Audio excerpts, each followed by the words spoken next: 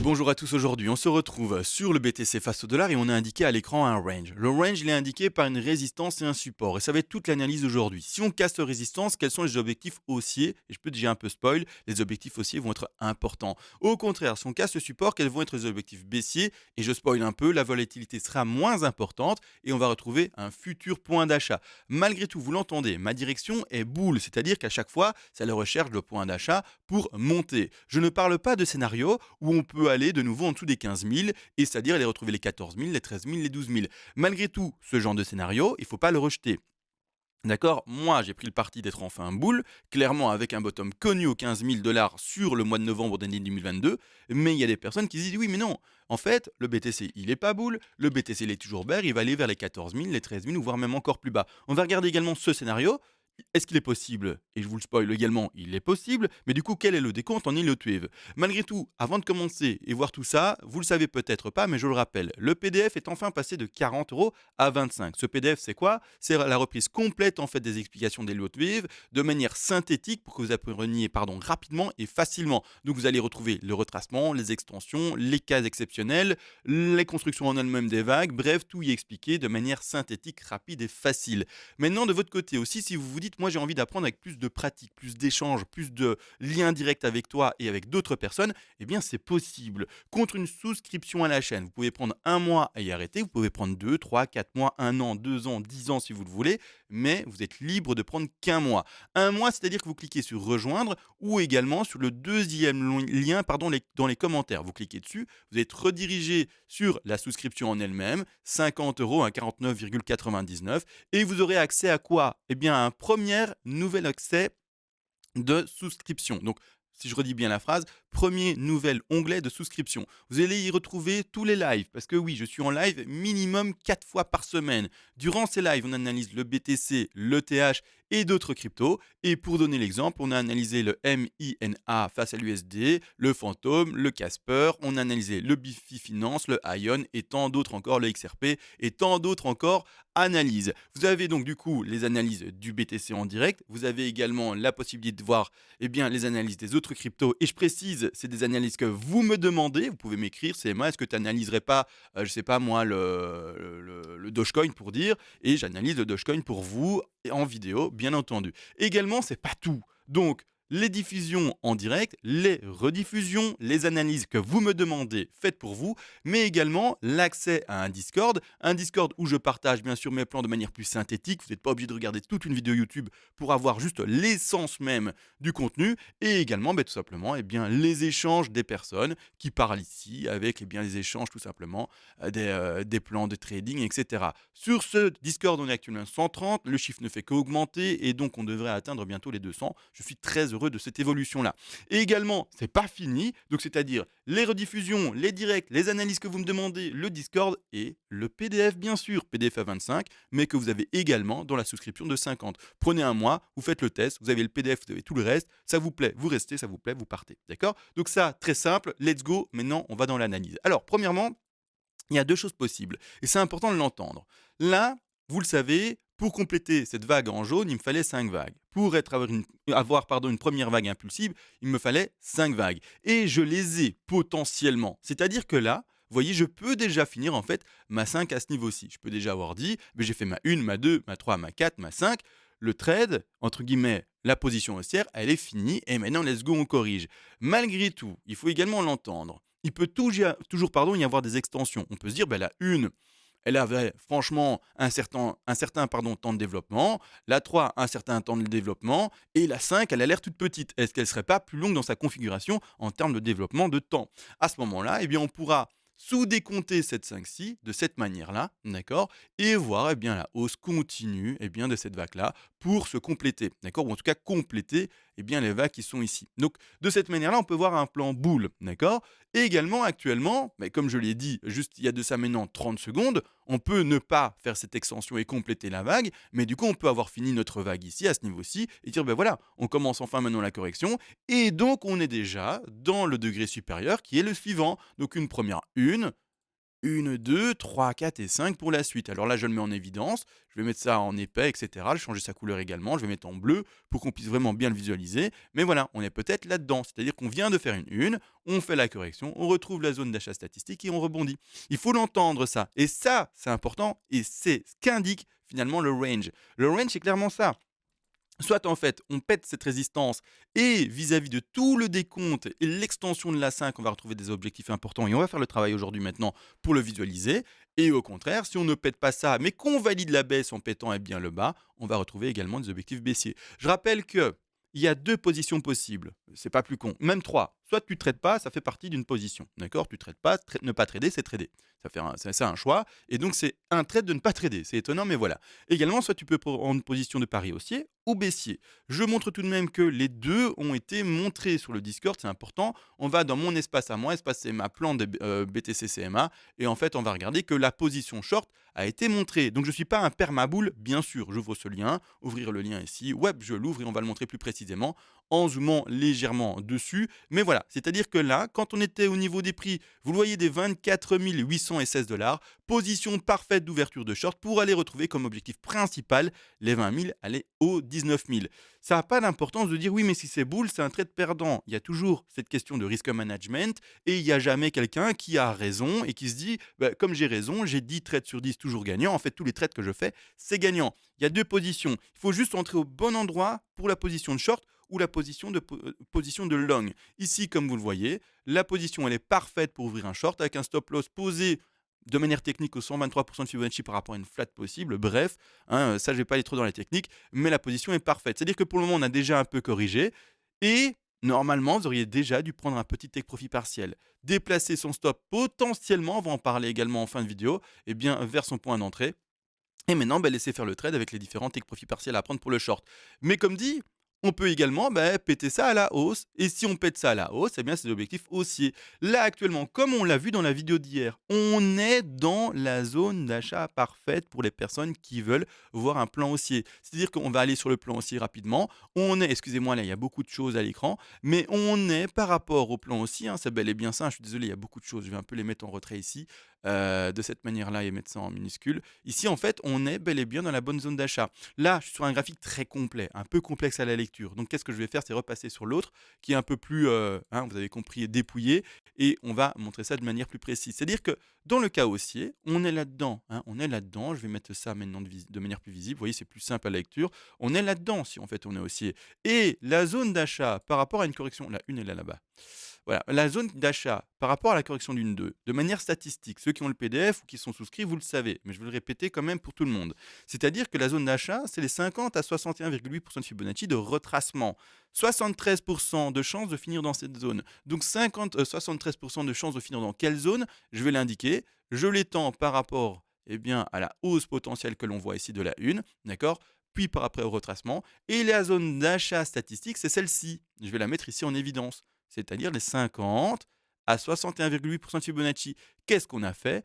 On les a retrouvés, beau rebond actuellement dedans, et on a même un peu dépassé ici avec la mèche, c'est-à-dire que là, les personnes qui voulaient rentrer en trade pour une position haussière, c'est ici, et c'est pas étonnant qu'il y ait pas une résistance, mais une réaction du cours, parce qu'il y a plein de gens qui travaillent avec des fibos, il y a plein de gens qui, faites attention à ne pas me faire dire ce que j'ai pas dit, qui travaillent avec des fibos, oui, mais qui pas forcément le font en Elliott Wave. Nous, on le fait en Elliott Wave, c'est notre manière de faire, mais il y a plein de gens qui, les fibos, ont quand même une importance. Il y a plein de gens qui, sur ce mouvement, sans penser au fait que ce soit une 1 et une 2, savent que quand on retombe dans la zone des 50 et 61,8, c'est une zone intéressante pour entrer en trade, bien entendu. Ici, pas étonnant du coup de revoir ce rebond-là. Ça ne veut pas pour autant dire que ça empêche, vous l'avez bien compris, la baisse du BTC pour ceux qui seraient rentrés en short sur les niveaux des 4800, ça veut juste dire que la bonne position de trade pour entrer en short, c'était ici aux 4800, 4900. La bonne position de trade pour entrer en long, c'est-à-dire en position haussière, c'est ici aux 23 000 $. Maintenant, stop loss à poser dans les deux configurations, soit ici pour ceux qui sont en short aux 26 038 $, soit pour ceux qui sont en position haussière. Le stop loss, lui, au comptoir, doit être posé dans la région ici des 21 300 $. D'accord? C'est-à-dire que si on descend plus bas, on sort du décompte potentiel haussier. D'accord? On prend sa perte qui est calculé. D'accord? C'est encore une fois une question de risque management et de ratio. Et si au contraire on pump, là également on touche le stop et on prend également sa perte qui est calculée. Maintenant n'empêche, pour ceux qui sont en short, par rapport à ce que je peux décompter, je vais vite regarder une chose également par rapport à ça. Est-ce qu'il est déjà opportun de déplacer en fait son stop? Ouais, ouais. Par rapport à ceci, je commencerai à être plus agressif. Comme le point d'entrée est là, je commencerai déjà à déplacer peut-être mon stop un peu plus bas, d'accord? Histoire de diminuer, eh bien, en fait, l'exposition, voire même peut-être rentrer à son point d'entrée. De cette manière-là, en fait, je vais annuler ou diminuer la perte possible et surtout une chose aussi, par rapport aux prises de bénéfices, donc pour la personne qui est en short, hein, en position baissière, j'espère que c'est pas trop technique et pas trop compliqué. Vous inquiétez pas, un peu de temps et vous allez voir que, eh bien, vous allez apprendre petit à petit, d'accord? Vous allez apprendre et pouvoir, gérer ce que j'explique. C'est-à-dire que je regarde juste une chose également, là on est bon. Heu, oui, là on est bon, c'est parfait. Juste mon rectangle, je trouve un peu grand. Hop, de cette manière-là. Ou alors j'ai mal posé en fait mon fibo. Non, c'est bon, c'est le rectangle qui était un peu grand. Bon, c'est pas grave. La zone chat qui était un peu grande. Mais c'est-à-dire que les personnes en fait qui étaient en short ici, je vous ai invité pour le trade et ça je l'avais expliqué dans les directs, c'est-à-dire, bah, finalement les lives qui sont pas, disponibles pour tout le monde, de prendre d'office un premier take profit partiel ici. C'est-à-dire que sur les 23,6% de Fibonacci qui est caché par le cours ici, faites-moi confiance, il est écrit 23,6, donc la ligne rouge, vous auriez pardon dû prendre un premier take profit partiel qui correspond à la zone d'achat et qui reprend également et qui correspond pardon également, bah, à la zone de rachat de sa position de vente pour ceux qui sont en short. Donc ici, dans les deux positions, les personnes qui sont en short ont pris du bénéfice là et les personnes qui sont en long ont pris une position d'achat là. Donc les deux, que ce soit les shorters ou que ce soit les personnes qui parient sur la hausse, tout le monde a acheté sur ce niveau-là. Et c'est tout à fait logique de voir ce rebond-là. D'accord? Donc dans les deux scénarios, eh bien, le rebond n'est pas quelque chose de surprenant. Le rebond est quelque chose de bienvenu parce qu'on sait que c'est une zone ici qui va être prise en termes de bénéfices. Donc là, le rebond, on va voir ce qu'il va faire. Est-ce qu'il écrase plus ou moins? On va observer ça dans les jours à venir, bien entendu. Et surtout, dans les jours, voire même les semaines à venir, on va être très intéressé de voir si on casse le support ou la résistance. Là maintenant, je vous ai expliqué entre guillemets le short baissier, avec je vous ai montré la zone d'achat, qui se retrouve plus précisément dans les 20 400, ou également plus bas, 19 255. Je vais peut-être pas aller plus loin, expliquer ce qui se passe quand on va se retrouver dans ce niveau-là. Vous avez compris, c'est un niveau d'achat, mais je vais peut-être juste exprimer rapidement également, en fait, ces vaxi. Rapidement, en 2 secondes, qu'est-ce qui se passe? Eh bien, on va placer les objectifs minimales, eh bien, de la 3 et les objectifs minimales de la 3 par rapport après, eh bien, au, développement de la 5, on va bien entendu le spécifier. Là, ici, je vais poser ma 4 sur les 23,6 de cette manière-là et on va directement ensemble, donc j'ai supprimé mon fibo, je ne sais pas pourquoi, mais ensemble mettre, eh bien, les take profits partiels de ceux qui sont rentrés à l'achat pour, eh bien, la hausse. C'est-à-dire se dire: «Bah, maintenant ça rebondit, on va casser la résistance». Là, ici, vous allez devoir mettre, eh bien, des zones de prise de bénéfice et la première zone de prise de bénéfice sera les 100 et c'est pour ça que je vous le dis, si on casse cette résistance par rapport au travail Elliott Wave, la zone principale seront les 31 400 et c'est pour ça quand je mets en fait, par exemple, hier, je me suis dit: «Bon, ben, je vais mettre, je fais des miniatures un peu plus soft maintenant, je mets déjà plus ma tête et cetera». Parce que je reçois des messages de gens qui disent: «Ouais, mais tes miniatures sont quand même un peu trash et cetera». OK, j'essaye de faire plus soft, mais même en étant soft et en disant juste les réels objectifs, eh bien, du travail que je propose, donc ici, l'objectif minimum, si on casse la résistance, c'est 31 450.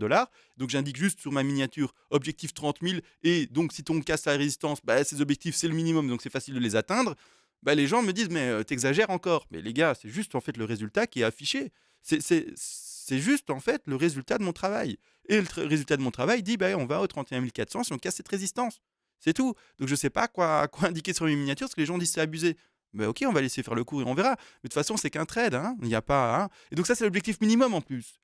C'est pour ça que je le dis. L'objectif en plus de ça, on peut aller au 161,8 et au 261,8. Alors je dis pas qu'on va là-bas en haut, je dis que c'est là, dans la personne qui sont positionnées sur un trade haussier, eh bien c'est là où vous allez prendre des bénéfices. D'accord? Donc le BTC, comme ça, les néophytes qui comprennent pas forcément, et c'est peut-être des néophytes qui écrivent et en fait c'est sûrement ça, parce que c'est un peu compliqué, d'avoir ce genre de réflexion. Mais si en fait le BTC il monte et puis après il crash, il va pas rechercher ce niveau-là et ce niveau-ci, c'est prévu dans le trade, d'accord? On aura pris un bénéfice là et par après, eh bien le stop loss ici aura été déplacé petit à petit en termes de stop profit. Mais ça, ce sont des zones de bénéfices à prendre. C'est pas des on va d'office à la dernière. Si on allait d'office à 37 000, bah pourquoi on prendrait des petits bénéfices avant? Pourquoi est-ce que voilà, vous voyez? Donc je les ai supprimés, ça a aucun sens. On ne sait pas où va le BTC. Les statistiques veulent qu'on aille là-bas en haut, si on casse la résistance, mais c'est tout, d'accord? Il faut bien le comprendre et bien l'entendre. Donc ça, c'est par rapport au plan boule. Maintenant, comme je l'avais dit au début de vidéo, il y a des personnes qui se disent: «Oui, mais moi je suis bear». C'est-à-dire que je suis même pas, bear court terme, je suis bear long terme. Je suis sur une position où je vois vraiment le BTC, en fait, chuter beaucoup plus drastiquement. Donc on va regarder ce plan-là ensemble. Ce plan-là ensemble, il faut juste que je retrouve et que je retombe dessus, bah, directement, je suis dessus, je suis trop content. Ce plan-là, c'est celui-ci, en fait, d'accord? C'est-à-dire qu'on aurait fait, bah, une W et là, pour ceux qui ont un peu du mal à visualiser, c'est tout, en fait, le bull market précédent et le bear market actuel et c'est-à-dire qu'en fait, dans cette configuration-ci, on aurait retrouvé une W, une X, une Y et qu'on ait fait actuellement et ce qui explique finalement également les 5 vagues haussières, eh bien seulement une première A, une B et une C en flat. Juste également, curiosité de voir si la B ici comme objectif est propre. Je rappelle, les objectifs d'une B en flat, c'est soit d'aller chercher ses 90% de Fibonacci de retracement, ou voire même les 123, 127. Donc ici, qu'est-ce qu'on va faire? On va prendre notre Fibonacci, d'accord? Et donc on va regarder si c'est théoriquement très propre. Et qu'est-ce qui se passe? On touche parfaitement les 123, 127. Donc les personnes qui sont bear, qui défendent ce plan-là, pour moi, il n'y a aucun problème non plus. Il n'y a pas de ils ont raison, j'ai pas raison, ils ont raison, on s'en fout. D'accord? Vous devez trader dans le sens que vous voulez par rapport à votre conviction, bien entendu, et poser ça plus simplement. Maintenant, ce que je veux aussi dire, c'est attention les investisseurs. Comme vous savez et vous le voyez, on ne sait pas lire l'avenir, on a différents plans de trading possibles, etc. Il est important que vous, en termes d'investissement, vous ne fassiez que et uniquement de l'achat. De l'achat par palier de temps. Ne pas acheter à un moment donné à 100% et puis se dire, ben voilà, j'achète maintenant à 23 300, je sens que le marché est boule, et après, malheureusement, qu'est-ce qui se passe? On va peut-être retrouver les 13 000, les 12 000, les 11 000 ou encore plus bas. Et puis, on va se dire, ben mince, j'ai acheté à 23 000, on est à 11 000, j'ai fait encore un divisé par 2 par rapport à mon point d'entrée. Faites juste du DCA, de l'achat par palier de temps. Ça va lisser votre point d'entrée. Peu importe qu'on aille à 11 000, si on va à 11 000, vous serez content, vous aurez encore des liquidités pour rentrer à 11 000. Si on va au contraire plus haut, vous serez content, vous allez vous dire, ben, j'achète tout le temps dans le vert. Et en fait, à chaque fois que je mets de l'argent, c'est rentable directement. Donc, trop bien. Bref, l'objectif, c'est d'avoir un prix moyen lissier, pas avoir cette prétention de lire l'avenir et n'aller pas plus loin dans, en tout cas, cette envie de croire de lire l'avenir. C'est pas possible. Arrêtez-vous avant. Vous n'avez pas de boule magique, vous n'avez pas de boule de cristal, vous n'avez pas, pardon, de génie dans une lampe. Bref, vous avez compris. Maintenant que ça c'est dit et montré par rapport à ce plan-là, on est peut-être déjà sur la chute.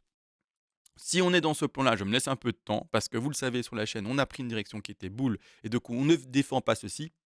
Mais si plus tard il faudra rentrer dans ce plan-là, on le fera, mais pour le moment, pas assez de corrections et pas assez de raisons de dire: «Bon, go, on va vers le bas». D'accord? Donc là, nos plans de trade nous invitent toujours à prendre des points d'achat pour monter et pas pour descendre. Ou sinon, on shorterait déjà le marché avec des objectifs baissiers beaucoup plus importants. Mais c'est pas en tout cas avec moi, c'est pas maintenant ce qu'on travaille, d'accord? En tout cas, c'est pas ce qu'on met en avant. On met en avant beaucoup plus le plan boule parce que il y a les H-ribbons, il y a également, les moyennes mobiles, il y a également des golden ou des scrolls qui s'indiquent. Bref, il y a différentes configurations possibles, d'indicateurs qui sont boules et j'ai envie, personnellement, par rapport au cycle qu'on a déjà vécu précédemment, de croire qu'on est boule et puis c'est tout et donc toutes mes directions de trade pour moi sont à la hausse. À vous de voir, hein, si vous êtes vraiment dans le scénario bear ou boule.